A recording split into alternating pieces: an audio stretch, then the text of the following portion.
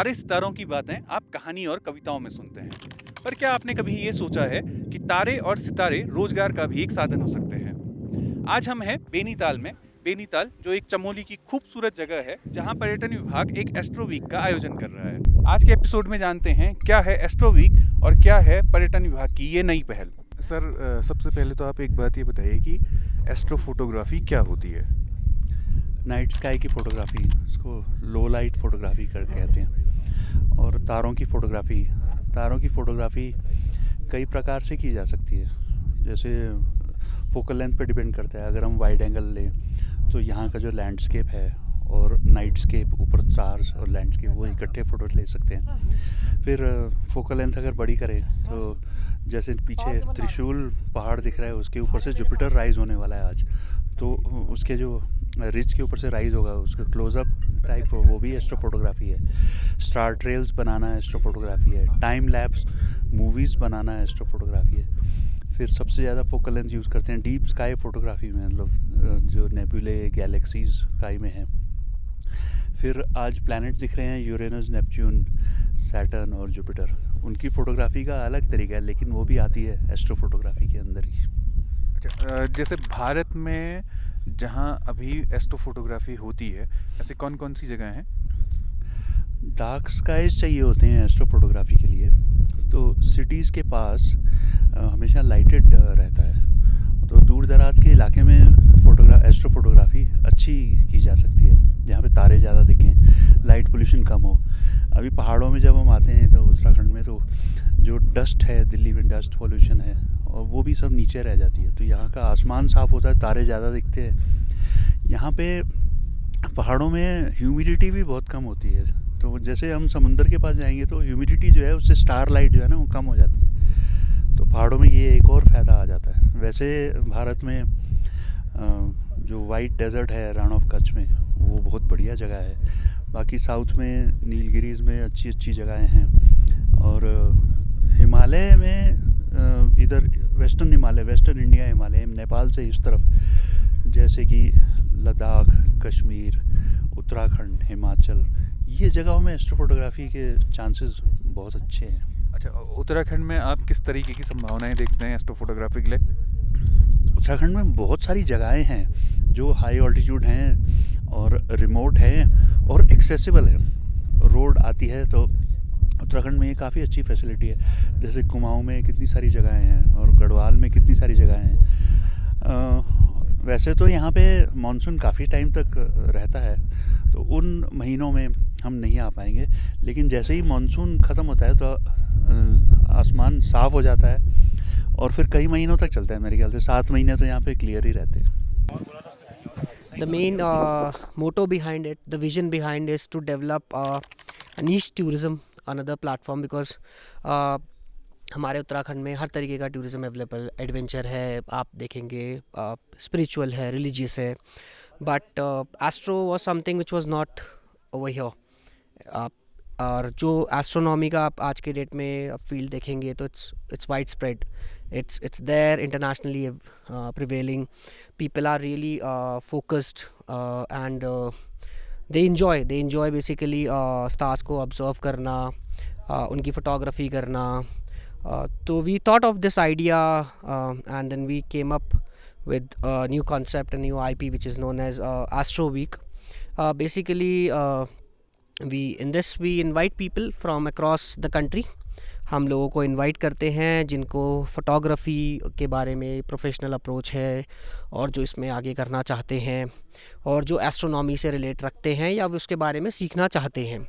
और हम नीश लोकेशंस को फाइंड आउट करते हैं जहाँ पर इसका पोटेंशियल है, जैसे कि हमने इससे पहले एबट माउंट में भी करने की कोशिश करी और लोहाघाट भी करा, और अब थर्ड सीज़न है और हम बेनीताल की इस ब्यूटीफुल लोकेशन में खड़े हैं आप लोगों के साथ।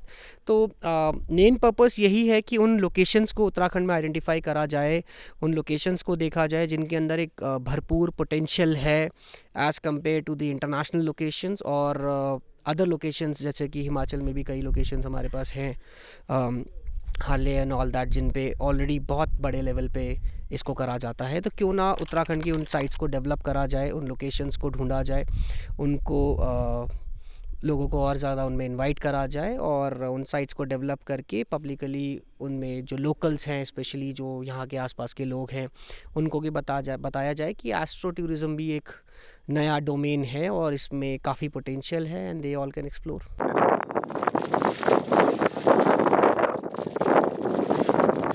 जो हमारा ये बेसिकली हमारा टेलीस्कोप है, इसके थ्रू हम बेसिकली लाइट जो है हमें ऑब्जेक्ट की कैप्चर करेंगे। ये जो रेड कलर का यहाँ पे रखा हुआ है, ये हमारा कैमरा है। नॉर्मली आप कैमरा देखते हो तो आपको दिमाग में आता है DSLR, पर ये एक स्पेसिफिकली डिज़ाइन कैमरा है जो कि सिर्फ़ और सिर्फ एस्ट्रो फोटोग्राफी के लिए बनाया गया है। इसमें छोटा सा 1 इंच का स्क्वायर सेंसर लगा हुआ है जो कि लाइक क्रॉप सेंसर से भी ज़्यादा छोटा है, पर उससे ज़्यादा सेंसिटिव है, क्योंकि इसमें IR कट फिल्टर जो हमारे नॉर्मल DSLRs में लगे रहते हैं वो है नहीं।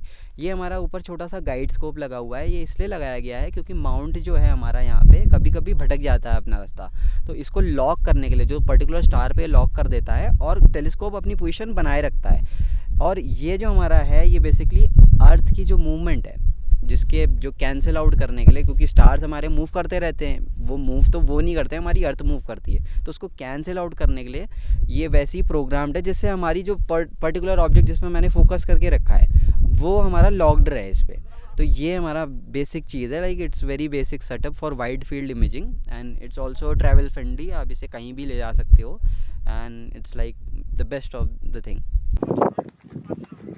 फर्स्ट इवेंट में हम लोगों ने जैसे वी यूज़ सोशल मीडिया हम लोगों ने यूज़ किया, तो हमें लग रहा था इनिशियली पता नहीं लोग आएंगे कि नहीं आएंगे, but we got really good response and काफ़ी लोग नहीं आ पाए थे। इनफैक्ट वहाँ पे जो कुछ लोग लोकल्स थे उनका बहुत ज़्यादा इंटरेस्ट था, क्योंकि नई सी हमें लगा कि इतने लोकल आदमी तो कोई इंटरेस्टेड होगा नहीं, बट लोकल वेडिंग फोटोग्राफर्स भी जो थे उसमें एक लड़का, यंग लड़का था 21-22 साल का, उसने वेडिंग फोटोग्राफी शुरू करी थी। तो वो आया उसमें और वो ज़बरदस्ती करके आया एक तरीके से। उसका ऐसा सीन था, कैलाश बिष्ट नाम था उस लड़के का, अभी भी टच में है हमारे। वो यहाँ पे भी कह रहा था भैया आपने ऐसे करवा दिया यार, हमारे ज़िला आपने छोड़ दिया। तो उस तरीके से वो लड़के ने हमें बोला सर आप मुझे कहीं से भी कैसे भी करके आप मुझे एडजस्ट कर लेना। लेकिन तू क्या करता है, वेडिंग फोटोग्राफी करता है, मैं तो क्यों करना चाहता है। बोला सर यार इतने लोग आ रहे हैं, हम सीखेंगे कुछ ना कुछ तो सीखेंगे सर, कुछ ना इतने बड़े बड़े लोग आ रहे हैं। मैं बोले कि चलो ठीक है। उसने सोशल मीडिया में वीडियोस वगैरह देखे, बोले अजय तलवार जी हैं, एक सलील गोपाल जी भी हैं जो हमारे फोटोग्राफर हैं पांडवास वाले ही, वो भी एस्ट्रो फोटोग्राफी का वर्कशॉप्स वगैरह करते हैं, क्रॉस इंडिया करते हैं, लद्दाख में करते हैं। और फिर एक मोहम्मद आसिफ है, वो भी उत्तराखंड का ही है, वो 7 ताल में है, वो बर्ड फोटोग्राफी करता है। तो बोले यार कुछ तो सीखूंगा मैं।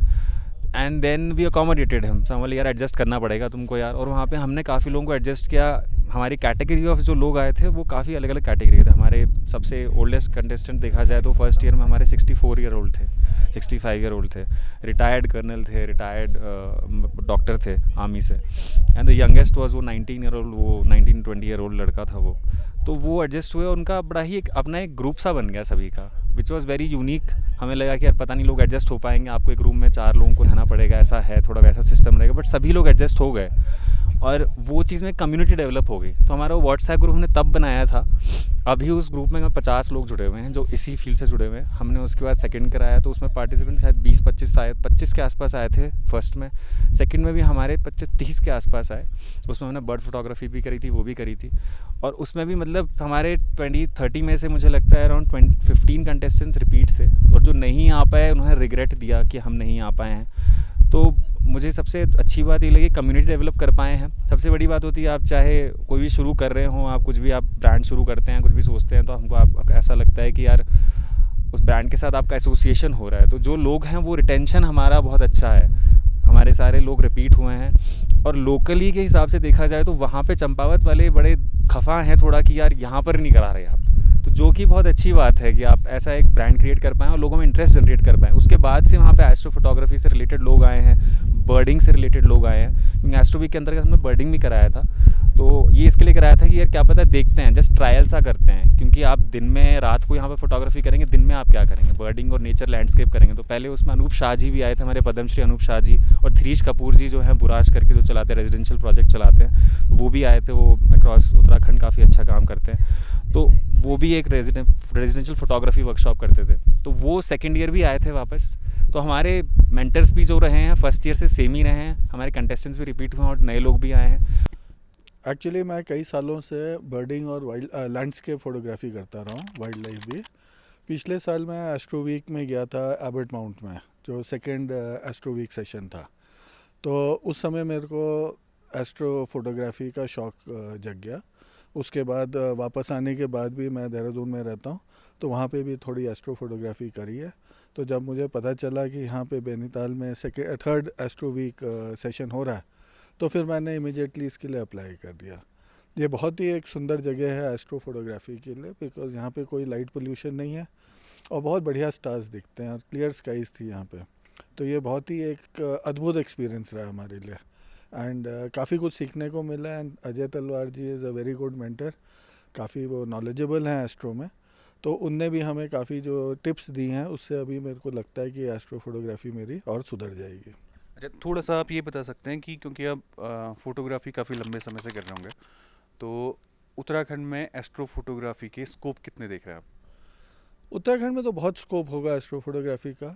मैं भी यहीं का रहने वाला हूँ, बिकॉज़ हमारे कितने पहाड़ हैं जहाँ पे हैबिटेशन आसपास नहीं है, लाइट पोल्यूशन नहीं है जैसे सिटीज़ में होता है, ना कि हमें स्मॉग है, ना पोल्यूशन का डर है, ना धूल मिट्टी है। तो अपने तो कभी हिल टॉप्स मिल जाएंगे जहाँ से आपको बहुत अच्छे व्यूज़ मिलेंगे। इनफैक्ट ये इंडिया का कैपिटल बन सकता है एस्ट्रो फोटोग्राफी का। Seeing the photons जो आप किसी भी टेलीस्कोप में आईपीस से देखते हो, जो रियल जी एक्चुअली में ग्लोबल हिमालय एक्सपेडिशन नाम का एक ऑर्गेनाइजेशन है, नॉन प्रॉफिट ऑर्गेनाइजेशन। ये लद्दाख में आपका जो सेंट्रल एशियन कंट्रीज़ हैं, यहाँ पे ये एस्ट्रो स्टेज डेवलप करता है। इनका क्या मोडस ऑपरेंडी की बेसिकली गांव वालों को पहले टेलीस्कोप हैंडलिंग की वर्कशॉप देते हैं, बाकी उनको होम स्टेज को एस्ट्रो स्टेज में कन्वर्ट करते हैं। तो हमने वहीं से इंस्पिरेशन लेके करा कि हमारा एस्ट्रो विलेज का भी ये भी जो फोकस है कि पहले हम अपना इंफ्रा डेवलप करेंगे, फिर हम आसपास के गाँव वालों को होम स्टेज में डेवलप करेंगे, फिर इनको एस्ट्रो की गाइड देके, एस्ट्रो जो इक्विपमेंट हैंडलिंग के, एस्ट्रो टूर गाइड की ट्रेनिंग देके इनको एस्ट्रो स्टेज में ट्रांसफॉर्म करेंगे। अच्छा, आप चमोली में किस तरीके की एस्ट्रो टूरिज़्म की कितनी अपॉर्चुनिटीज़ देख रहे हैं? जैसे चमोली का, जैसे उत्तराखंड के बाकी 12 जिलों के कंपैरिजन में जो एल्टीट्यूड है, एवरेज एल्टीट्यूड सबसे ज़्यादा है और सबसे ज़्यादा डाइवर्स जिला भी है। तो यहाँ पे हमारे पास अभी हमारा फोकस भी है कि विंटर टूरिज्म को हम प्रमोट करें, क्योंकि अभी तक हमारा जो पूरी डिपेंडेंसी है वो आपका चारधाम यात्रा पे ही रहती है। तो हमारा जो फोकस रहेगा कि जब चारधाम यात्रा खत्म हो जाती है और जो रिलीजियस टूरिज्म आता है, उसके अलावा हम नई डेस्टिनेशन डेवलप करें। तो जैसे हमारे माणा से आगे का इलाका है आपका नीति वैली है, जहाँ पर बिल्कुल भी लाइट पॉल्यूशन नहीं है, हम सब इन एरियाज़ पर फोकस करके इनको एस्ट्रो साइट्स पर डेवलप करेंगे। जैसे हम आसमान में बादल देखते हैं ना, वैसे ही हमारे अंतरिक्ष में भी बादल हैं, उनको हम नेबुला कहते हैं। तो ये जो नेबुला होते हैं कई अलग अलग तरीके के होते हैं। जैसे कुछ नेबुला होते हैं जिनसे जो नए तारे हैं उनका जन्म होता है, जिनको हम स्टेलर नर्सरीज कहते हैं। कुछ नेबुला तब बनते हैं जब कोई तारा मरता है, जैसे हमारा सूरज है, वो जब कई मिलियंस ऑफ ईयर्स साल बाद जब वो मरेगा, उसकी जब डेथ होगी, तो वो एक प्लानिटरी नेबुला बनेगा। तो हम लोग जो हंटिंग करते हैं, जो हम रिसर्च वर्क जिस पे करते हैं, वो प्लानिटरी नेबुला है। तो मैं और उत्कर्ष ने, हम दोनों ने 2020 में जब लॉकडाउन का टाइम चल रहा था, कहीं घूम तो सकते नहीं थे, तो हम लोग फिर घर में ही बैठ के पूरा अंतरिक्ष घूमा करते थे। तो उसी में हम लोग ये नेबुला हंटिंग करते थे। तो तब से अब तक हम लोग ने कई सारे नेबुला ढूंढे हैं, जिसमें से कुछ मैं फेमस आपको बता देता हूँ जो काफ़ी फेमस हुए हैं। जैसे एक राम नेबुला था, वो हमारा बहुत फेमस हुआ था, जो कि कैसोपिया तारामंडल में है। फिर एक बबलगम नेबुला है, वो बहुत फेमस है। ऐसी करके एक सॉस्ट्रस स्टोन हम लोग ने नाम रखा था। ऐसे करके हम लोग ने कई सारे नेबुला। राम नेबुला के बारे में थोड़ा सा बताएं। जी, राम नेबुला के बारे में बताऊं तो ये लगभग आपका 5 डिग्री, मतलब जितना आसमान में आपको चांद दिखता है ना, उसका समझ लिए 1/6 इतना बड़ा, अगर चांद जितना ब्राइट होता तो वो इतना बड़ा स्काई में दिखता राम नेबुला। और ये हम उत्कर्ष ने डिसाइड किया था कि लॉर्ड राम के नाम पे हम उसको रखते हैं। और राम नेबुला की मैं आपको और खासियत बताऊं तो इस पे ना अभी और रिसर्च बाकी है, क्योंकि इसमें अभी हम श्योर नहीं है कि ये एक प्लानिटरी नेबुला या एक ये सुपरनोवा रेमिनेंट है। ये अपने आप में बहुत एक तरीके से दुर्लभ नेबुला है, जिस पे अभी बहुत अध्ययन करना बाकी है।